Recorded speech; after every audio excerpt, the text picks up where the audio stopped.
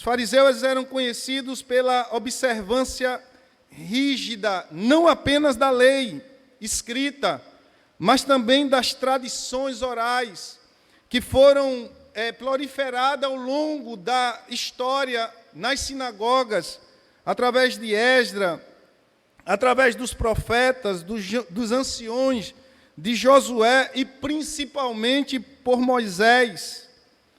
Eles preservavam de uma maneira rígida. O cumprimento da lei era a essência dos fariseus e, acima de tudo, as tradições orais, que eram mais honradas do que propriamente a tradição escrita. Já o outro grupo, os herodianos, eles eram apoiadores da dinastia de Herodes. Eles formavam um grupo político sem nenhuma motivação religiosa, que era favorável à aliança do governo judeu com Roma. Era um grupo de nacionalistas que se preocupavam com assuntos políticos em relação a Roma. Alguns dos saduceus, que eram homens ricos, provavelmente faziam parte desse grupo. Os herodianos se juntaram então aos fariseus em oposição a Jesus. E o interessante é que os saduceus, os fariseus e os herodianos eram grupos opostos. Eram exatamente uma oposição em relação à questão de Roma. Os fariseus se preocupavam com seus interesses religiosos, enquanto os herodianos se preocupavam apenas com seus interesses políticos. O fato, por exemplo, de Jesus ser identificado como filho de Davi, ou seja, um herdeiro legítimo da dinastia de Davi, era visto pelos herodianos como uma ameaça, não para os fariseus. Essa associação entre os herodianos e os fariseus demonstrava que ambos os grupos buscavam, sobretudo, seus próprios interesses. Nesse sentido, o interesse dos fariseus e dos herodianos convergiam na aceitação do domínio romano sobre a Palestina, enquanto os herodianos aceitavam os romanos por causa da estabilidade social e das vantagens políticas decorrentes daquela ocupação.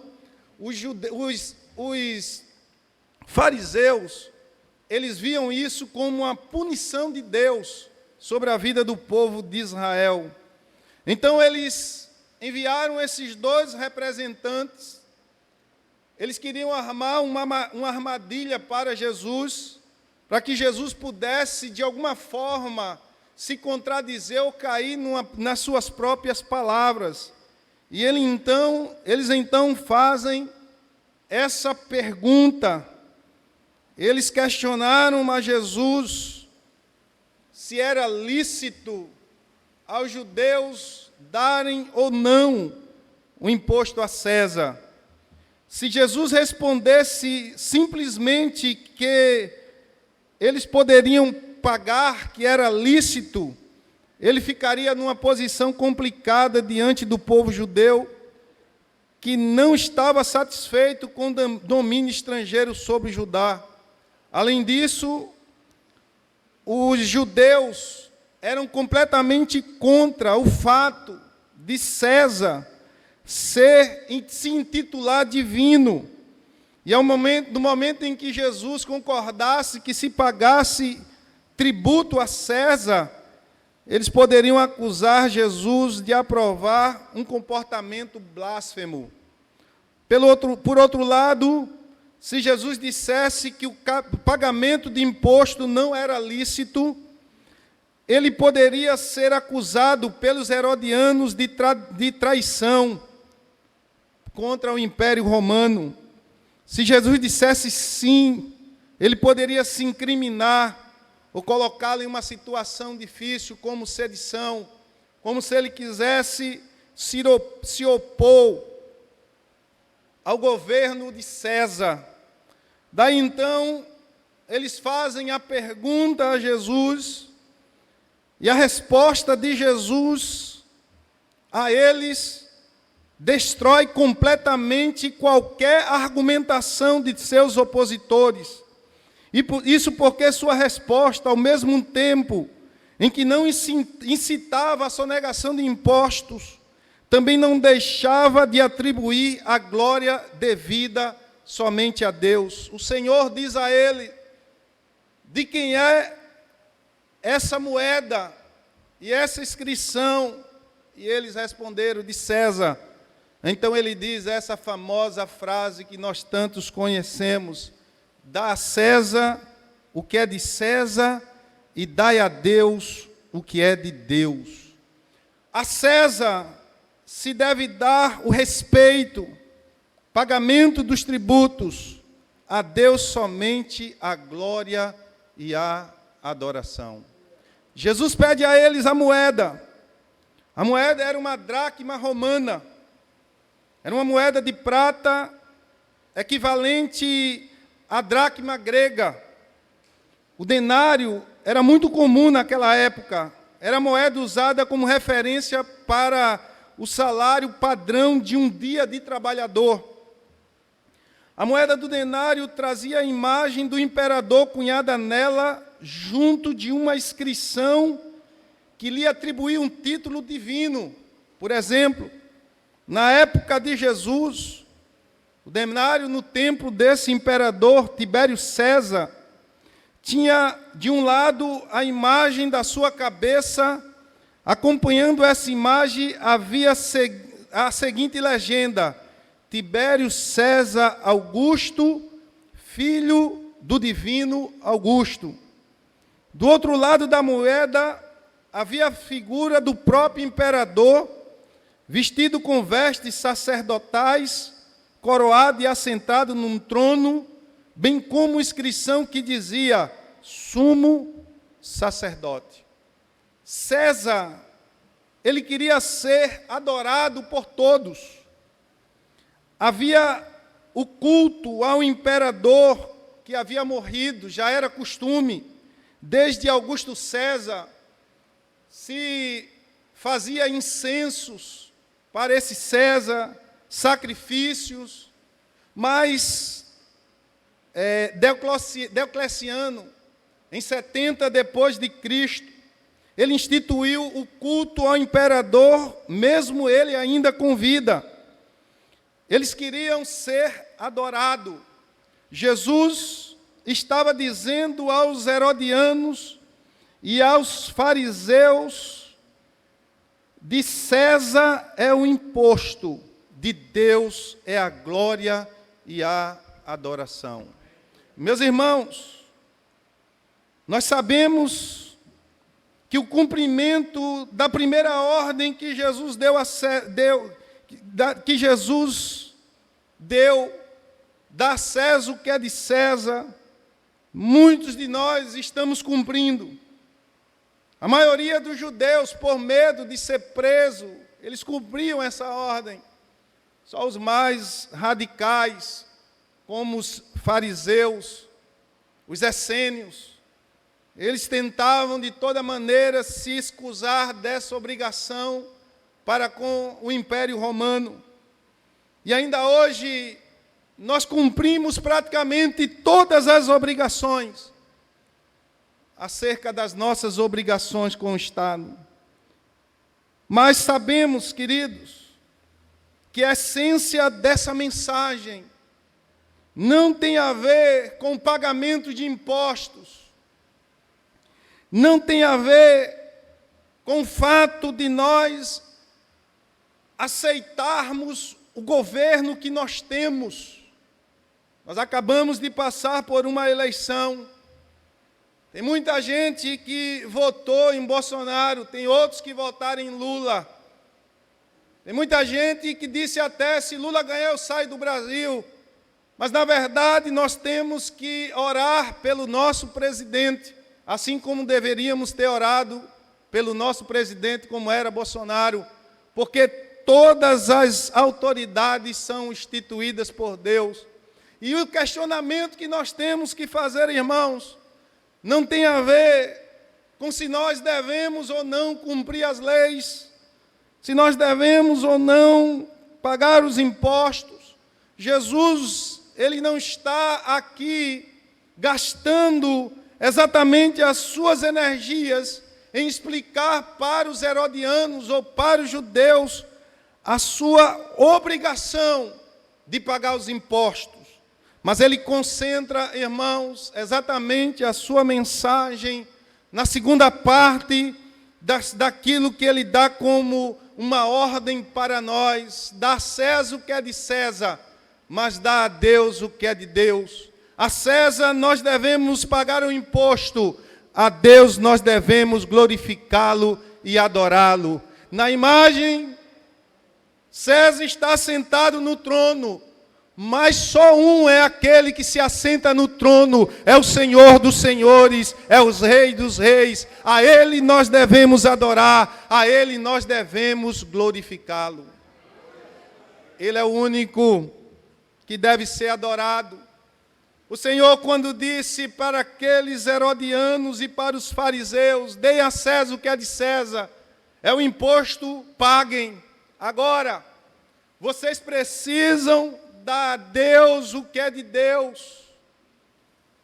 Vocês precisam entender que o fato de César ser o imperador romano, o fato dele governar toda a terra que nós conhecemos, não está acima daquele que é o Criador de todas as coisas. Ele é o Rei dos reis, Ele é o Senhor dos senhores, Ele é o Criador, inclusive, do César.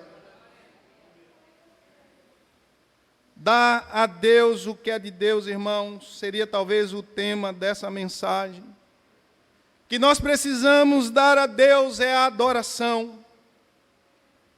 A definição de oração, de adoração a Deus, que se encontra no Velho Testamento, lá em Deuteronômio, capítulo 6, versículo 5, que é citada por Jesus: amarás, pois, o Senhor teu Deus de todo o teu coração, de toda a tua alma e de todas as tuas forças.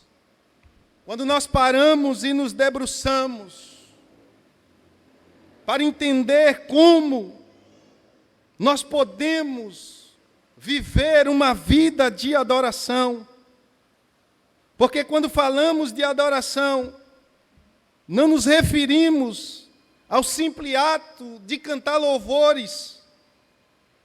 Adoração é muito mais, é a mais elevada forma de oração, de comunicação com Deus. É quando você o exalta pelo que Ele é. Você reconhece os seus atributos, como, por exemplo, amor, majestade, santidade, fidelidade, misericórdia, poder e bondade. Se na ação de graça você ora agradecendo um favor pessoal, se no louvor você se concentra no que Deus faz, na adoração você se envolve com a pessoa de Deus. A adoração, queridos, é talvez a mais profunda conexão entre Deus e o homem. Adorar a Deus é mais que palavras, é um modo de viver. É amar a Deus de todo o coração e se prostrar diante dEle, oferecendo o seu melhor, o seu sacrifício vivo, a sua vida. Quando olhamos, irmãos, para essa ordem de Jesus, dá a Deus o que é de Deus, nós precisamos nos perguntar: será que nós estamos cumprindo essa ordem? Será que de fato nós temos adorado a Deus da maneira como Ele quer que nós o adoremos? ao longo das Escrituras, nós encontramos algumas expressões de Jesus que nos ensina como Ele quer que nós o adoremos. Porque o modelo, muitas vezes, que nós seguimos, irmãos, que inclusive era o modelo dos fariseus, dos saduceus, dos essênios, um modelo que era vinculado ao cumprimento das leis, um modelo que consistia simplesmente na observância de toda a lei e das tradições orais, a maneira como eles se expressavam, que tinha a ver com rituais religiosos. Jesus, quando fala de adoração, ele traz uma nova perspectiva, ele desassocia a adoração que foi trazida do Antigo Testamento, aonde o cumprimento dos rituais, dos sacrifícios no templo, era o que se entendia por adoração, e ele começa, irmãos, a partir de ali, a mostrar ao povo judeu, ao povo de Israel, aos seus discípulos, que ele tinha, ou ele estava mostrando ao povo, uma maneira completamente diferente da adoração que eles estavam vivenciando até então. Se nós, irmãos, observarmos apenas para os ensinamentos de Jesus, nós podemos aprender 3 coisas sobre como deve ser a nossa adoração a Deus. Em primeiro lugar, deve ser uma adoração exclusiva e única a Deus. Lucas capítulo 4, versículo 8, quando Satanás interroga Jesus, ele diz, e Jesus respondendo disse-lhe, vai-te para trás de mim, Satanás, porque está escrito, adorarás o Senhor teu Deus e só a Ele servirás. Meus irmãos, a adoração a Deus é uma adoração exclusiva, é uma adoração única. Não existe nenhum ser humano, não existe nenhuma instituição, não existe nenhum governador, nenhuma lei, nada que vai nos fazer dobrar a adorar um homem, uma imagem ou qualquer coisa. Jesus disse ao próprio Satanás, somente a Deus nós devemos adoração. Satanás, irmãos, ele tenta desviar a nossa adoração para várias coisas. No Império Romano era lei, estava imposto, era uma moeda onde César se assentava e se colocava como sumo sacerdote, porque ele queria ser adorado. Mas ao longo do tempo nós vemos que o imperador da Babilônia também queria essa adoração. E Daniel teve que ir para a cova do leão por não se dobrar a isso. Sadraque, Mesaque e Abdenego enfrentaram a fornalha de fogo, mas não se dobraram a adorar a outro Deus ou a outro ser humano. E eu pergunto nessa noite, será que nós estamos dispostos, irmãos, a enfrentarmos as fornalhas para dizermos somente a Deus é que se deve a adoração? Somente a Ele eu devo adorá-lo, a servi-lo. Só Ele é digno do meu louvor, da minha gratidão. Queridos, nós estamos vivendo tempos difíceis.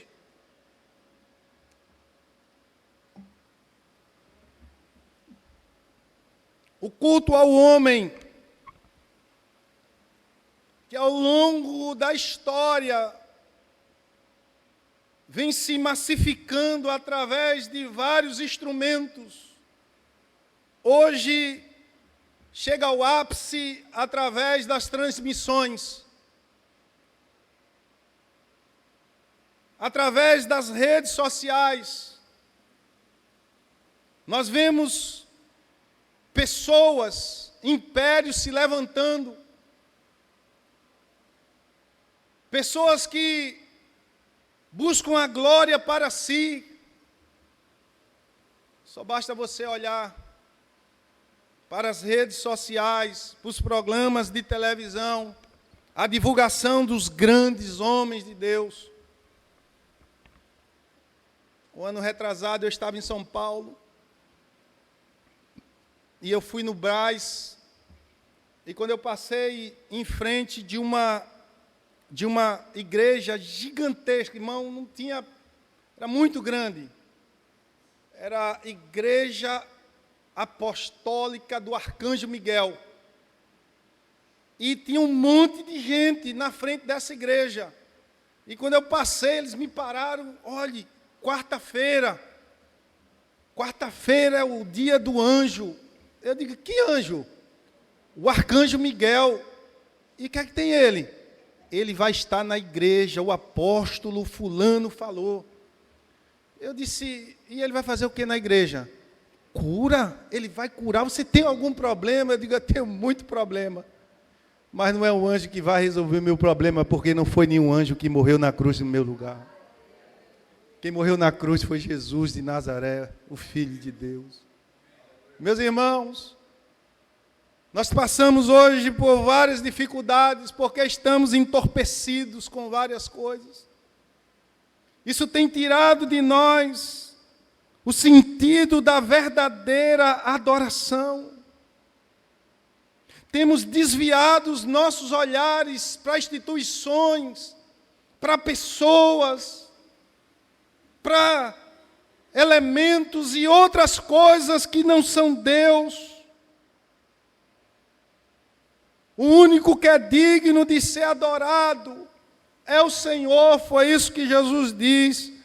A nossa adoração deve ser uma adoração exclusiva e unicamente a Deus. Só Ele é digno de toda a honra, de toda a glória e de todo o louvor. Segundo lugar, deve ser uma adoração em espírito e em verdade. Quando Jesus se deparou com aquela mulher samaritana, e ela perguntou a Jesus, aonde devemos adorar? Os judeus dizem que é lá no templo, em Jerusalém. Nós, samaritanos, é que é aqui no monte. O Senhor disse a ela, Deus é espírito, e importa que os que o adorem em espírito e em verdade. Mas a hora vem, e agora é, em que os verdadeiros adoradores adorarão o Pai em espírito e em verdade, porque o Pai procura tais que assim o adorem. Adoração, segundo Jesus, ela deve ser em espírito e em verdade. Adorar em espírito e em verdade é adorar a Deus de todo o coração, com a ajuda do Espírito Santo.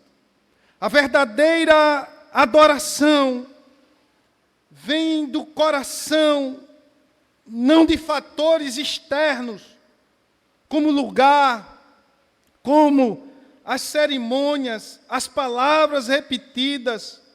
Adorar em espírito e em verdade é adorar com sinceridade de coração e fé. Irmãos, talvez esse seja o grande paradigma que nós enfrentamos. Ao longo da nossa convivência com a igreja, nós aprendemos que a adoração tem a ver com levantar as mãos, com chorar. Adoração tem a ver com nós nos emocionarmos através de um louvor. E quando se fala em adoração, está muito ligado ao louvor. Adorar, segundo Jesus, em espírito e em verdade, é mostrar amor, respeito, dedicação a Deus. Rituais como ir à igreja, cantar louvores, ajudam a expressar essa adoração, mas só tem valor quando são frutos do desejo de um coração ardente por Deus. Meus irmãos, talvez os rituais, o enfado teológico, as estruturações das liturgias têm roubado de nós esse coração ardente por Deus. E como os fariseus, às vezes nós podemos seguir todos os rituais, vai à igreja, dá o dízimo, ora, faz as contribuições, canta os louvores, levanta a mão, se ajoelha. Mas o nosso coração muitas vezes está muito disperso de Deus.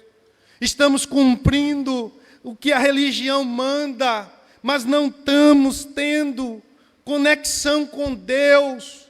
A nossa adoração muitas vezes não passa de música cantada, mas por dentro há um vazio dessa conexão profunda com Deus. Adorar a Deus, irmãos, tem a ver com a conexão da criatura com o ser criado. Adorar a Deus tem a ver com o coração inflamado por Deus, um coração que tem sede de Deus, um coração que entra na presença do Rei, com um espírito de adorador, de quebrantamento, não somente pelo que Ele dá, mas principalmente pelo que Ele é. Ele é o Rei dos Reis, Ele é o Senhor dos Senhores, Ele é o nosso Salvador, Ele é aquele que morreu na cruz em nosso lugar. Ah, meus irmãos, adorar a Deus em espírito e em verdade é muito mais do que seguir rituais sem sinceridade. É muito mais do que uma conexão através de uma entrada num templo. Tem muito a ver, irmãos, com o coração quebrantado, com o coração apaixonado por Jesus. Nós estamos, ao longo do tempo, irmãos, perdendo essa conexão. Parece que Deus está tão distante, que vir à igreja é muito mais do que o cumprimento de uma agenda religiosa, que está numa reunião como essa, ou em outra reunião qualquer, tem muito mais a ver do que cumprir as nossas agendas. O que está faltando, queridos, é um coração inflamado por Deus, um coração apaixonado por Deus, um coração que ama a Deus, que quando entra nessa igreja diz assim: eu vou me encontrar com o Rei dos Reis, eu vou me encontrar com o Senhor dos Senhores, Ele está nesse lugar, Ele está em nosso meio. Eu queria dizer uma coisa para você, meu irmão: aquele que morreu na cruz, Ele está aqui nesse lugar, Ele está em nosso meio. Ele deve ser adorado, reverenciado, em espírito e em verdade. A verdadeira adoração vem de uma verdadeira comunhão com Deus. Sabe qual é o grande problema que nós estamos enfrentando, pastor Tiago? É que nós estamos perdendo a nossa comunhão com Deus. É que a nossa vida de comunhão tem se resumido apenas aos ajuntamentos coletivos. Não estamos tendo e dedicando tempo no nosso quarto fechado, nas nossas orações, no nosso tempo com Deus, as nossas intervenções.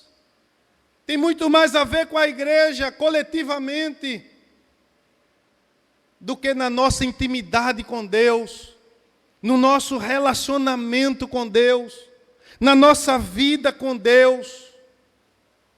aqui nós levantamos a mão, oramos, cantamos, mas em casa o nosso coração está seco.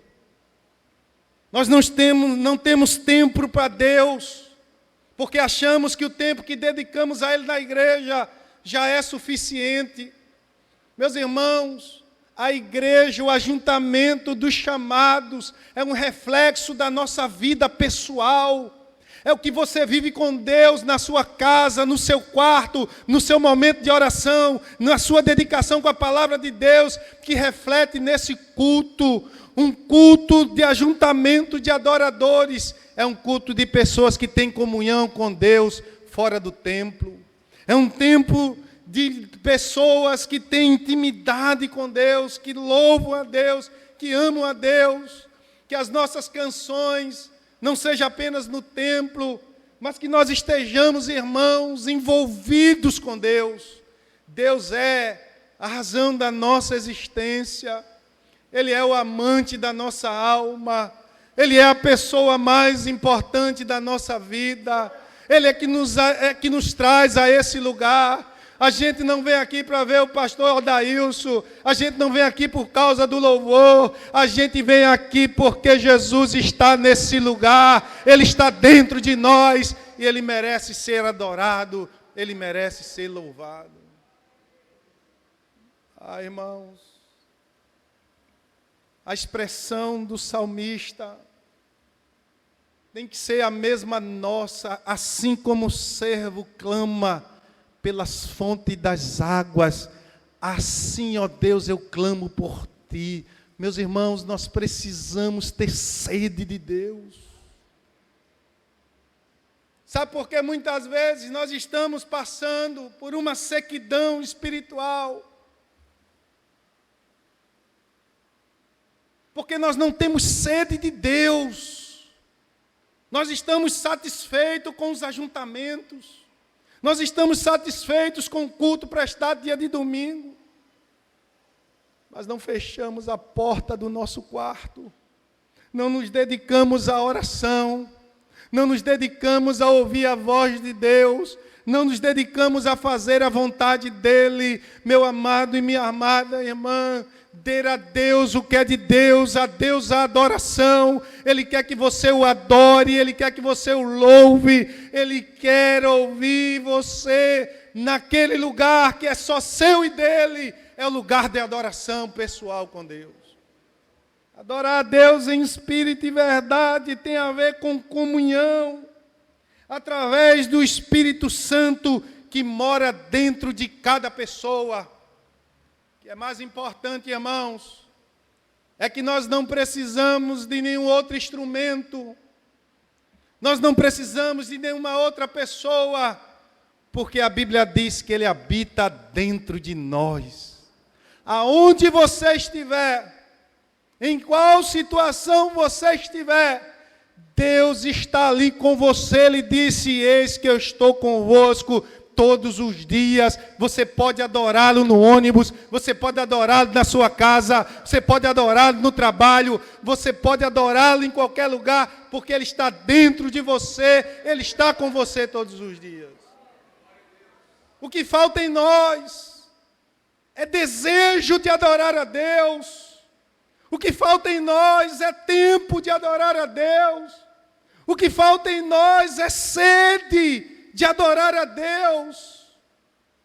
O que está nos faltando é o que faltava nos fariseus, nos herodianos. Eles cumpriam os rituais, mas os seus corações estavam distantes de Deus. Muitos de nós, às vezes, cumprem os mesmos rituais na igreja. Temos os nossos nomes no rol de membro, mas a nossa alma está seca de Deus. A nossa alma não tem intimidade e comunhão com Deus. Por isso Jesus disse que a adoração deve ser em espírito e em verdade. É o Espírito Santo, irmãos, que nos auxilia na adoração a Deus. É Ele que está conosco. É Ele que intercede por nós com gemidos inexprimíveis. É Ele que faz essa conexão, porque nós somos falhos e pecadores. Nós nos distanciamos de Deus muitas vezes por causa das nossas iniquidades. Mas dentro de nós habita o Espírito Santo e Ele quer que nós tenhamos comunhão com Deus. Ele quer que nós adoremos a Deus. Terceira coisa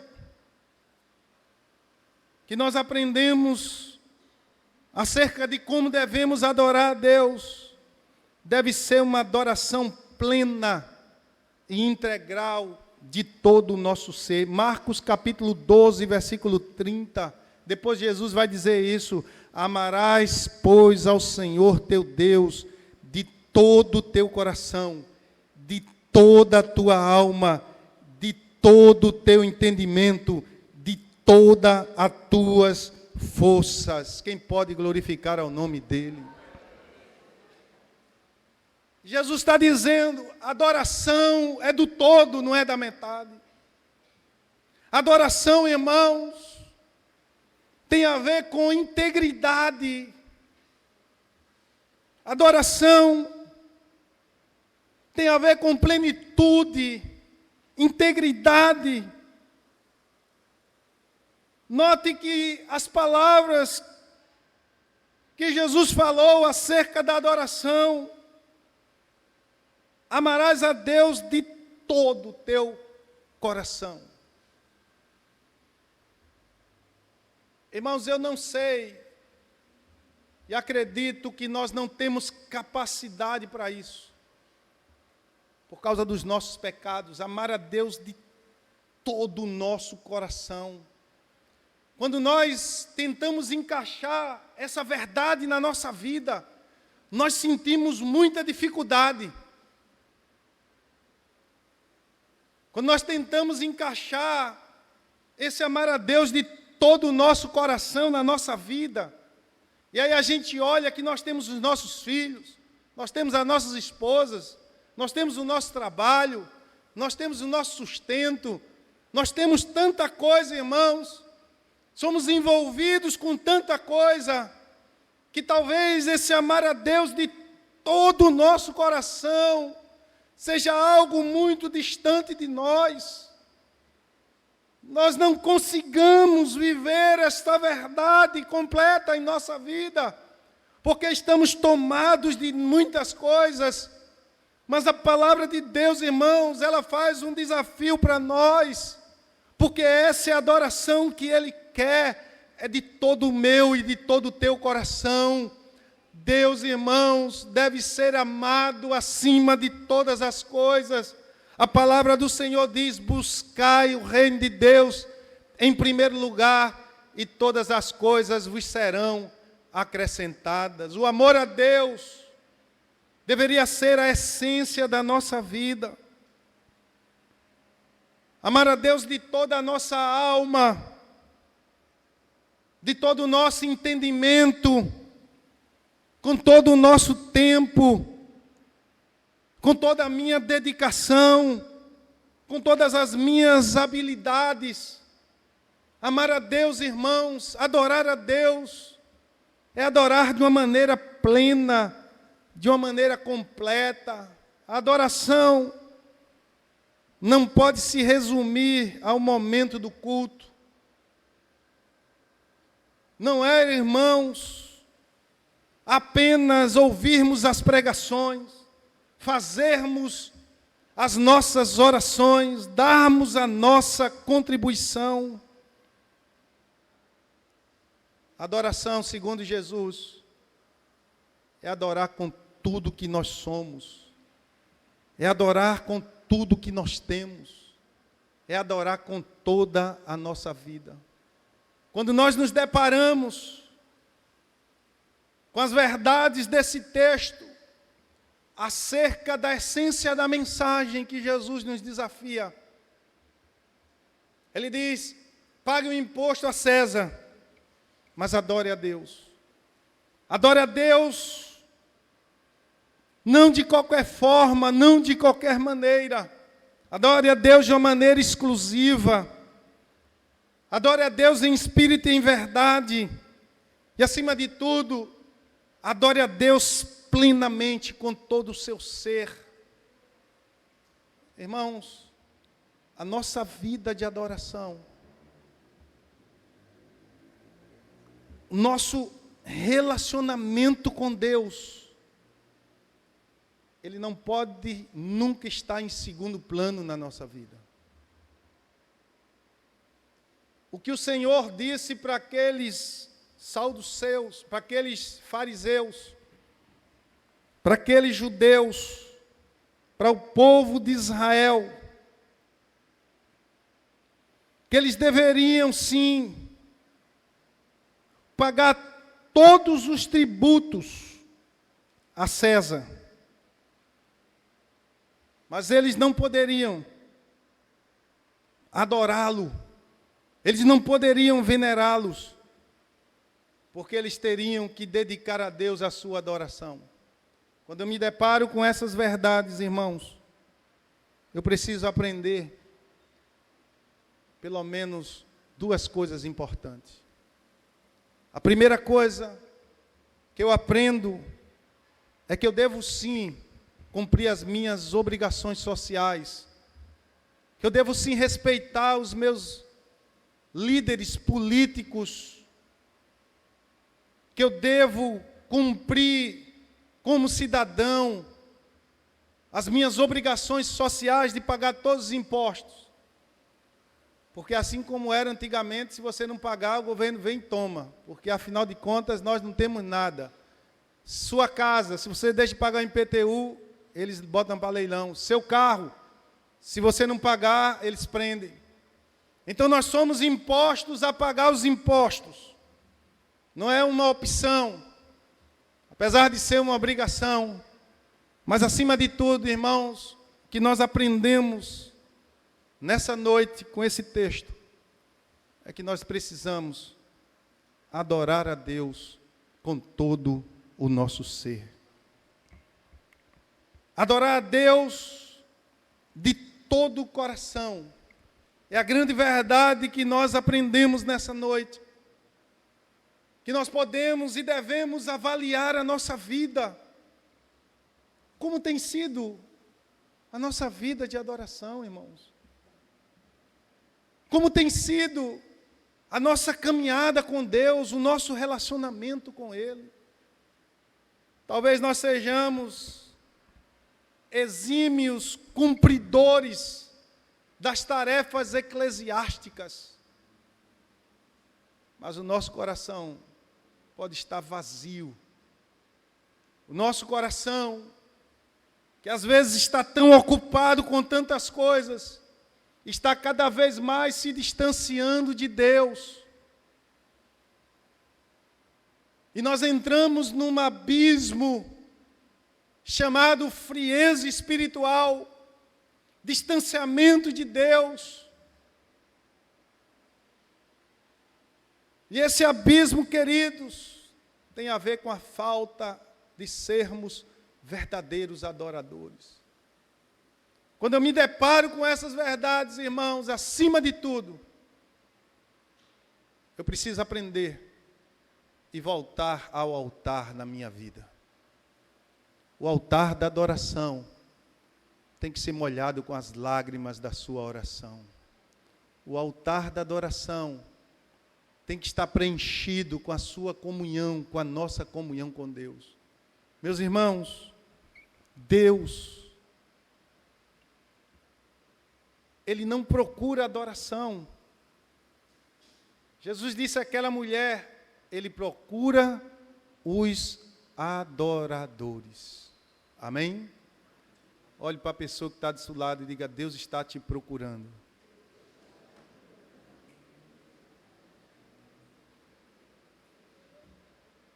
A natureza adora a Deus, tudo que Ele fez adora a Ele, mas Ele está procurando adoradores que adorem Ele em espírito e em verdade.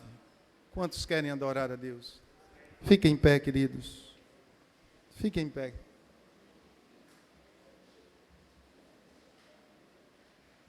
Nós não podemos viver uma vida seca, irmãos. Que o Senhor Ele coloque no nosso coração esse desejo de adorá-lo, de servi-lo. Que nós possamos avaliar como nós estamos vivendo diante de Deus. Se a nossa caminhada está árida, o Espírito Santo, Ele quer ajudar você a ter uma caminhada com Deus, aonde a adoração seja a essência da sua vida. Amém? Senhor, nós queremos nessa noite colocar a nossa vida em Tuas mãos. Tu conheces cada coração que aqui está, Senhor. Tu sabes de como nós estamos caminhando contigo. Tu sabes, ó Deus, quantas pessoas há quanto tempo não conseguem te adorar, não conseguem se conectar com o Senhor. Quantos estão vivendo, ó Deus, uma vida árida, seca, uma religião vazia, aonde elas não têm, ó Deus, colocado seus corações diante de Ti. Espírito Santo, nos ajuda nessa noite. Ó Deus, vem nos ajudar a Te adorar. Que Teu Espírito Santo nos auxilie a sermos verdadeiros adoradores em espírito e em verdade. Nos ajuda a sairmos da religiosidade. Nos ajuda, Senhor, a mudar o nosso entendimento. Nos ajuda a vivermos uma vida onde só o Senhor é digno de toda honra, de toda glória, de toda adoração. A vivermos uma vida de adoração em espírito e em verdade, e acima de tudo, a vivermos uma vida plena de adoração. Molhe os nossos olhos, Senhor. Aquece o nosso coração para podermos Te adorar em espírito e em verdade. É o que eu te peço nessa noite, em nome do Teu Filho Jesus. Quem pode dizer amém?